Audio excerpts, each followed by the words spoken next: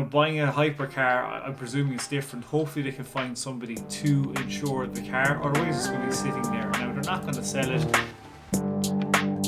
Sounds correct.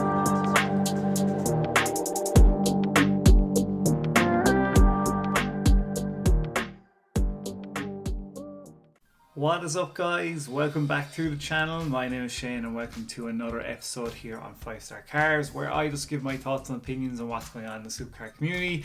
If you like this kind of stuff, I would love if you could smash the subscribe button, please, guys. Even if I could get one subscriber every 3 days, I'd be delighted. I promise you some massive goals I have for this channel.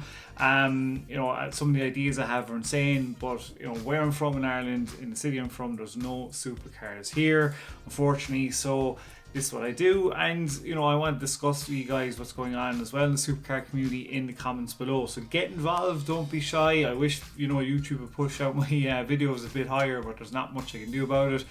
But I promise you I will give you some really good content if the channel gets bigger. We are aiming to get a project car probably in January or February. I will let you know. I'm not going to let you know what project car it is. I am searching for one and trying to save at the same time. But just some of the goals for this channel would be to get a project car. That was the number one goal at the moment. I do want to turn this channel into more of a kind of a Joe Rogan / Pat McAfee kind of talk show. So like a car podcast talk show with somebody else. So if you're in the States or in the UK and you watch a lot of the same car YouTubers like Dde, Tavarish, a lot of rebuild channels and stuff like that, I want to join the channel and do like an hour podcast, and we split it up into like segments about different car YouTubers. I think it would do brilliant. It would be a great opportunity. You can hit me up here on my Instagram if you're interested. I'm telling you guys, it would be really good. Even do it on a weekend and then just go from there. If you're interested, let me know. We'll iron out the finer details. Other goals for the channel would be to get an Audi R8. That would be like the ultimate goal. If I got there, it would be brilliant. And then I have one major goal. If I was ever big enough to make this major goal, I'm telling you right now, I'm going to say it. If this channel ever got big enough, honest to God, I would love to buy a piece of land or an abandoned ghost town or something, or abandoned town somewhere in the States, and just put down like 1.5 miles just roads, just put it along there, build into a HQ, and just off you go. It would be the ultimate dream, but I don't know if that'll ever happen. But I do have a business idea in the pipeworks with a friend that we're looking into at the moment. If that takes off, I could do pretty well on it, and if I do pretty well on that, I'll definitely be able to do a lot of stuff that I'm talking about doing. So we'll see what happens. Anyway, on today's episode, we are going to be covering Dde, we're going to be covering Demuro, and we're going to be covering Tavarish and Caro and all those kind of guys. So stick with me and just stay tuned. We'll just jump straight into it, shall we? So this episode isn't too long. First off the bat, Dde. So they have a dilemma with their P1, and the biggest dilemma is insurance. Now, when I saw the episode and they were chatting about it, I was thinking in my head going, why didn't they check this way beforehand? Like, one of the big things you do is check your insurance beforehand. I remember I bought my Toyota Supra, or before I bought my Toyota Supra, I went away and checked it to make sure I could get insured on it off the bat, and I could. So once I knew I could, and I got some really good rates, I ended up insuring it. But buying a hypercar, I'm presuming it's different. Hopefully they can find somebody to insure the car, otherwise it's going to be sitting there. Now they're not going to sell it. I think this is their repayments are like 37,000 a month. If YouTube's like, this is what I mean with YouTube, when you get that big, obviously merch has a lot to do with it as well. But 37,000 a month plus their other cars, I mean, what are we talking here? We're probably talking at least 50 to 60,000 in car repayments, in insurance and the cars themselves, and then you have the mods on top of that. So obviously they have to churn out the episodes and the merch as well. So it just shows you like car YouTubers can make the money if you knuckle down. But yeah, I don't know. I want to hear from you guys. What do you think they should do? Should they sell it and get 4 cars, or should they hold on to it and then get it insured? I mean, the price of it's only going to go up. It's one of my favourite cars out there. It's in my top 5. I want them to keep on to it, and even if they don't get insured, eventually sort it out. So look, guys, it is what it is. We'll see what happens. But they have plenty of other cars to keep us entertained, so I'm not too fussed over it. But it'd be good to see, you know, when they do get it up and running and when they do get it insured, see what happens. So fingers crossed that Dde, praying to God they can get it insured. If not, look, we have other stuff to look forward to anyway.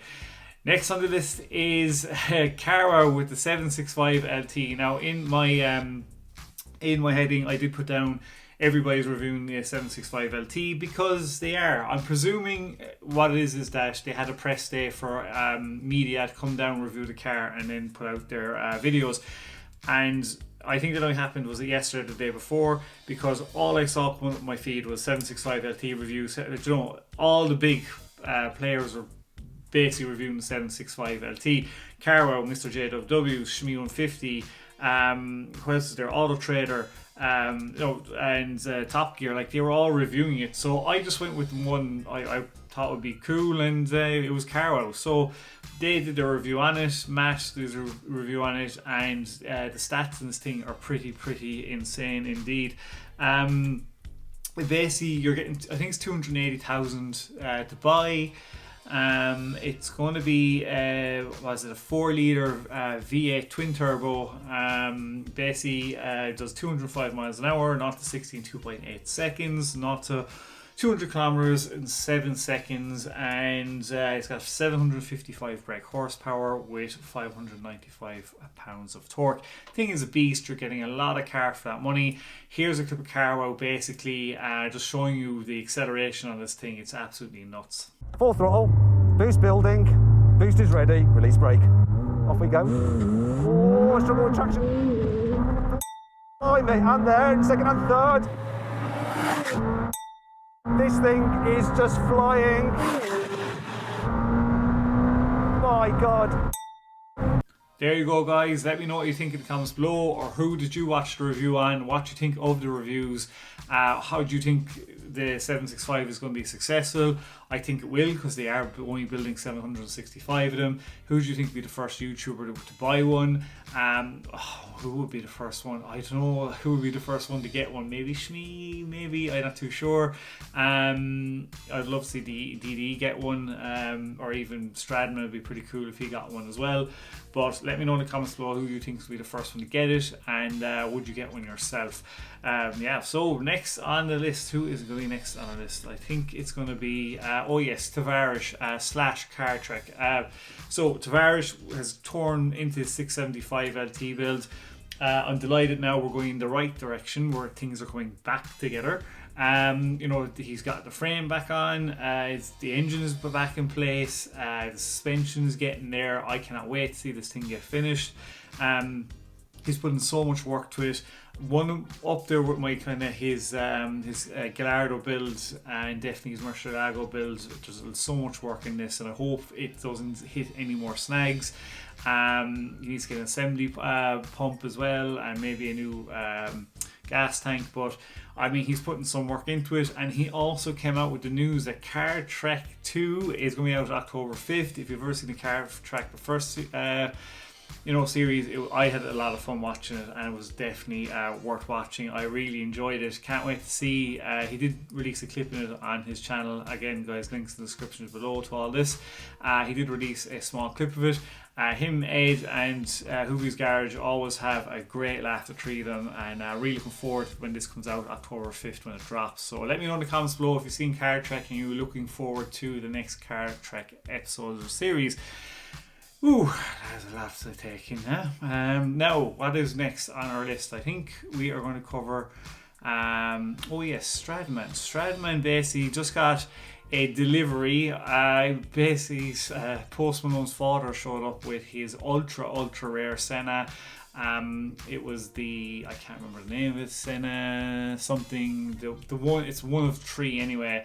It was the one where they tested it out and was brought back and done whatever. Now he's selling the car. It is carbon fiber everywhere, exposed carbon fiber, ready carbon fiber. The car is unbelievable. I think it's the most expensive Senna out there that you can get. It's being sold for 1.7 million now. That is some moolies indeed to be dropping on it, but if you were to buy it as an investment, I'm presuming that can only go up, so I would be shocked. This would be a great investment for Manny Cashman, actually. I wonder how much he bought it for. I'm presuming he bought it for maybe 1 to 1.2 million, thereabouts, and now he's selling for 1.7. I think it'll probably go for around 2-ish, maybe. I'm not too sure, just a guess. But it's an unbelievable machine. I'm not the biggest fan. I do love Sennas, but for what else is out there in that price range, they wouldn't be the top of my list. But it is some piece of machinery, and Stradman got to see it. And I mean, would you buy it if you had 1.7 million? Let me know in the comments below. I probably would, because it would go up in value anyway in the next 2 years. So it'd be definitely worth having in your garage.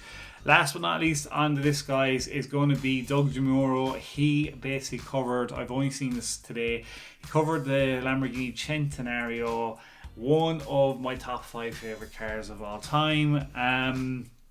What can I say? What an absolute beast of a machine. It's gorgeous. It's basically you know, the Aventador is like your ex, like your messy, your ex that's like classy, but you don't want to bring her home, and you're kind of like saying to her, like, yeah, I can't meet my parents yet, you know, we need to, you know, get you kind of sorted out. You're a bit rough around the edges, and you're a bit wild, you know, stuff like that. And the Centenario is just like, yeah, this is the perfect girlfriend. I'm going to bring you home and show you to everybody. It's an unbelievable machine. If I had 3 million to spend, I would, you wouldn't even ask me twice. I would throw the 3 million at you just to even get my hands on this car. If I won your millions, I'd be buying this one. I think it's for sale. I would be flying on first class over, land in the door and go, here's 3 million, give me that Centenario right now. I think there was 40 of them made, he said. It was, I think, 780 horsepower, not to 16, 2.9 seconds. Just insane stats. It's one of the most gorgeous cars out there. It's the unicorn of the Lamborghini brand, like the Ferrari, and it's up there with one of my favorites. You know, it's just, who would never say no to the Lamborghini Centenario. It was a great fun review by Dde Mclaren as well. So yeah, if you haven't seen it, check it out, and if you have, let me know what you thought of the review below, and you know, would you take a Centenario if you had the money? Damn right you would, who wouldn't? So yeah, that is it, guys. That is everything for today. Hope you enjoyed this kind of episode. I love chatting to you guys. Please give the video a like, please subscribe, even better, and do comment below, guys, because nobody's commenting. I want to chat to you guys in the comments below about what's going on in the supercar community. That's what I'm here for. And yeah, till the next episode, stay safe, peace out, and bye.